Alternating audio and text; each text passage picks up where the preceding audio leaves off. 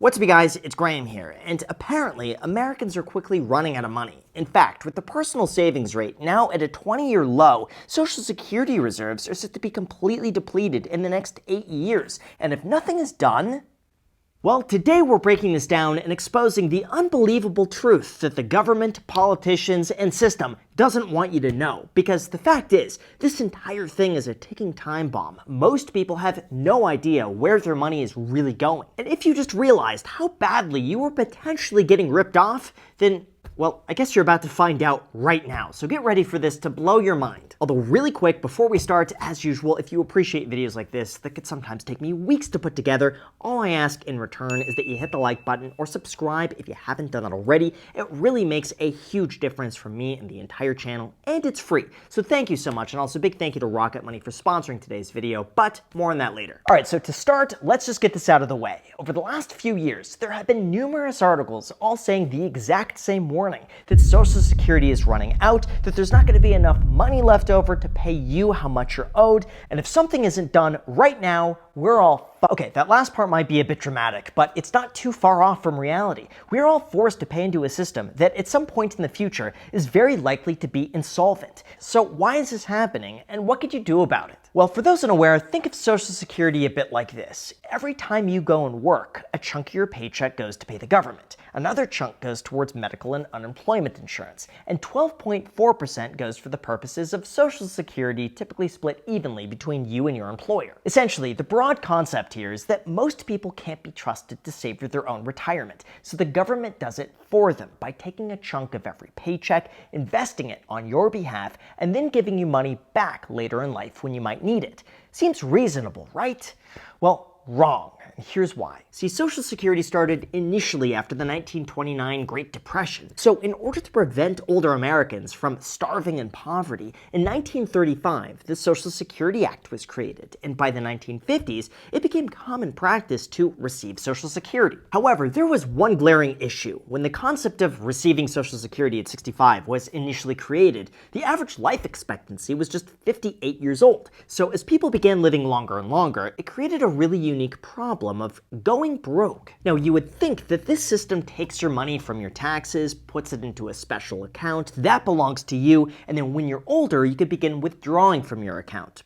But it doesn't work like that. Instead, your money goes towards paying out current retirees, and by the time you retire, future workers will contribute their salary to pay you. By the way, fun fact, the first person to receive Social Security worked for just 3 years and contributed a total of $24.75. This allowed her to collect almost $23,000 in Social Security payments before she passed away at the age of 100. Now, in a perfect system, incomes increase, payroll taxes go up, and the population grows enough to be able to keep up with what Social Security needs to stay funded. But it's not. Instead, population growth is slowing down or even declining. Incomes are barely keeping up with inflation. And in less than 10 years, the real problem begins. As of now, it's said that without any changes, the Social Security fund is slated to be drained by 2033, which would result in an automatic 21% cut to beneficiaries' monthly checks, regardless of marital or income status. To make matters worse, it's reported that older people are expected to outnumber children for the first time in U.S. history. By 2034, there will be fewer workers to support each retiree in the future as a result. Essentially, we don't have enough workers paying into Social Security to fund the full benefits of baby boomers, which means that everybody else gets less, especially as more baby boomers are starting to retire. So unless something is done very quickly, Social Security reserves are going to be running out, and that most likely means we're going to see a combination of the following. 1. Social Security benefits are going to be reduced by the time all of us are older, most likely to the tune of 21 to 25%. 2. They increase the retirement age so that they pay out less money. For example, instead of taking retirement at 67, maybe they force you to take it at 72 instead. Or 3. The government could just tax you more to be able to pay for Social Security that's running out. And if you think that's impossible or not going to happen, think again. According to CNBC, the last time Social Security faced a reserve deficit was back in 1983, and it was resolved through an agreement that raised the full retirement age from 65 to 67. Well, guess what? Back then, the average life expectancy was 74.6 years, and now it's 79.5. So it would make sense that they try to push back the retirement age again right alongside with it. In addition to that, a recent proposal would increase Social Security taxes on those making over $400,000 a year, while inflation pushes up the top earning Social Security recipients to almost $5,000 a month. In terms of how much of a tax increase we could see, the Social Security Board of Trustees recently said that we'd either need an immediate reduction in benefits of about 13%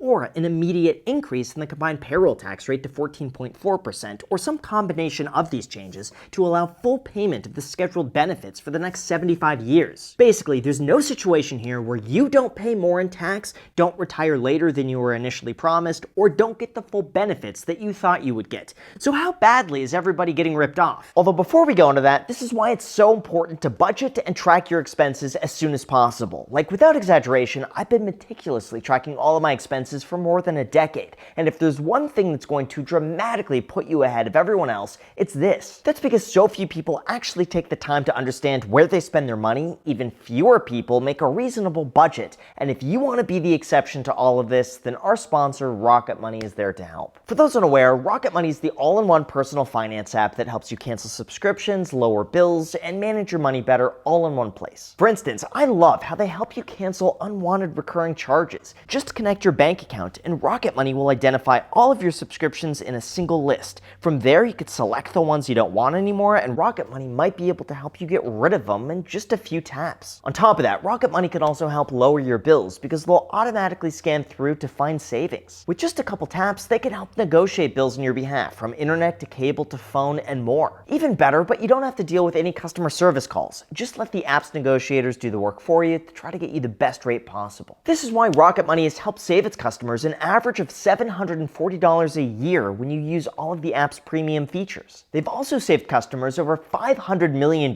in canceled subscriptions. Without exaggeration, I probably check Rocket Money at least once a day to keep track of my expenses, get notifications when I've exceeded a certain dollar amount, or just get email notifications when there's something that comes up. It's been immensely helpful in managing my personal finances and just optimizing everything that I could be doing better. So take control of your finances today by going to rocketmoney.com/Graham or using the link down below in the description to unlock even more features with premium. Thank you so much. I hope this is helpful, and now let's get back to the video. Alright, so in terms of how badly you're getting screwed by Social Security, let's assume you make an average annual income of $70,000 and contribute 12.4% of those earnings every year from the ages of 25 to 65. According to our compound interest calculator, that works out to be $8,680 a year. And if you manage to get a 6% return on your money, which is on the low end of the last century, that works out to an ending balance of $1,513,000 by the time you're 65. This means that you could theoretically withdraw 4% a year, or $5,000 a month, without ever running out of money. Or you could get $2,400 a month from Social Security instead.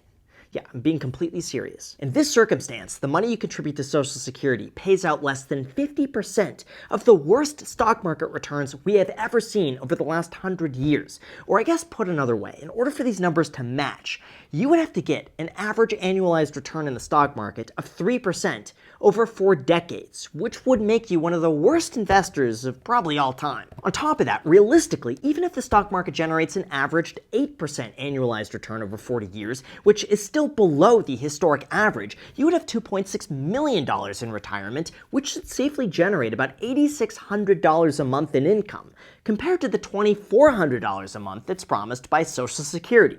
Crazy, right? Okay, now in fairness, Social Security is not meant to be a one-to-one return. Your contributions end up supporting the greater function of our economy for the people who aren't fortunate enough to make enough to be able to contribute enough, and inevitably, some people are reliant on these social safety nets to stay afloat. But why does it seem like the government just gets such a bad return on our money? And why do a lot of people on Reddit seem to think this is outright theft? Well, if you take a step back, I think it's worth acknowledging that Social Security was never meant to be compared to an investment account. And at the end of the day, I guess it's more similar to insurance, where, yeah, you're probably going to pay out more than you receive, but if you need it, you're going to be really glad it's there. For example, car insurance. Best case scenario is that you pay a few $100s a month for insurance and never use it. But if you get into an accident, it's going to more than pay for itself. Well, Social Security is a bit the same way. Sure, you could get a higher return investing the difference yourself, but let's be real, most people have absolutely no idea how to manage their own money. half of Americans have absolutely nothing saved for retirement whatsoever, and for those between the ages of 50 to 54, only a third have more than $100,000. So yeah, for the average person, it's a good deal because they would have no idea how to properly invest on their own. For those who need the insurance, it's a safety net just in case. And for those who have the discipline to invest the difference consistently over a long period of time, yes, they would be better off without it. However, regardless of how you feel, the problem still remains that the entire system isn't working, it's drastically underfunded, and something has to be done so that by the time you start collecting, the money's actually there. So what's going to happen? I hate to say it, but realistically, I have a feeling that in order to keep Social Security afloat, there's going to be higher taxes in the future, and most likely a delayed retirement age so that there's fewer people drawing on those reserves. Yes, it screws younger people who currently work and have to pay more for less than what other generations get, but what's the alternative? The way I see it, neither political party wants to be the one that cuts the benefits, so the most likely outcome from this is that they push it off as long as possible, wait until the last possible minute, and then they blame the other side for not wanting to fix it sooner, while motioning to tax the rich for not paying their fair share. Even though it sounds like I'm joking right now, I'm actually pretty serious, and I bet we could look back on this 10 years from now and see that everything I just said came true, especially when you consider that right now, you're only required to pay Social Security taxes on the first $168,000 of income, so anything above that amount is completely exempt. For now, because I have a feeling eventually they're going to bump that number higher. Although in terms of what you could do about this and how to prepare today so that you don't become another statistic, here's what you need to know. Personally, I never think it's a good idea to rely on the government for your money in lieu of taking personal responsibility for your finances. It's just too risky. Instead, it would be much better to live below your means, invest consistently, learn new skills to increase your income, and then do that consistently over decades. This way, you're not going to need to rely on Social Security. You could still make way more money by investing on your own, and if you do get Social Security later in life, it's just icing on the cake. Now, of course, in terms of how much money you need to retire on, that's the million-dollar question, quite literally. So to figure that out, we're going to work backwards and assume that you want to replace the median income here in the United States of $50,000 a year. Generally speaking, the rule of thumb here is that if you invest in a broad index fund, you can withdraw 4% annually throughout retirement without running out of money. So that would mean that you need $1,250,000. But because sometimes life happens, let's bump that up to $1.5 million.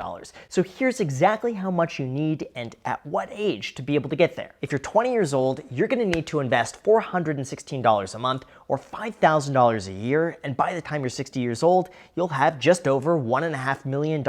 Even better, if you do this in a Roth IRA, all of it's going to be completely tax-free. However, if you wait to start at 30 years old, you're going to need to invest $940 a month or $11,400 a year to reach that same $1.5 million by the age of 60. And if you start at 40 years old, you'll need to save $2,300 a month or $28,000 a year just to be able to reach that very same amount. Ideally, if you take control now, you're going to greatly outperform what you would have gotten with Social Security to the point where later in life, after a few decades, if you don't get it, it's not going to make that big of a difference. Although in terms of my own thoughts and the idea that Social Security is theft, here's what I think. On the surface, yes, Social Security is an inefficient system, but as much as you could fault how it works, comparing it to an investment account is incorrect thinking. The reason for this is that Social Security funds aren't invested in the stock market or in equities that could rise or fall a substantial amount in a short period of time.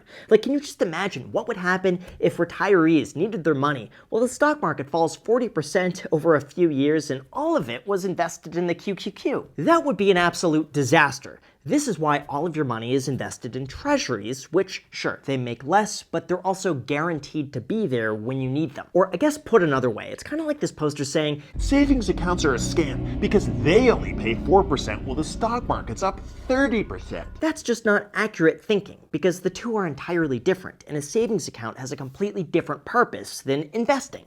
The same applies to Social Security. All of that is invested in safe, stable assets that are guaranteed to be there when you need them, and they really just earn inflation plus maybe an extra percent, which isn't much, but at least it's guaranteed. Yes, this does mean that some people get more than they contribute and other people get less, but it's really no different than paying property taxes for a school you never use, or paying state income taxes for a road that you never drive on. There's just gotta be some give and take with everything, And let's be real, if the government is in charge, it's probably not going to run as efficiently as it could. That's why I have a feeling if you watch my channel right now, you probably manage your money better than most people, and to you, Social Security seems like an absolute ripoff, and rightfully so, but other people rely on it, and in retirement, it helps. At the end of the day, though, no, I don't think it's going away anytime soon, and the realistic outcome is that over time, taxes either have to go up, or you end up taking Social Security at a later age and retiring later than expected.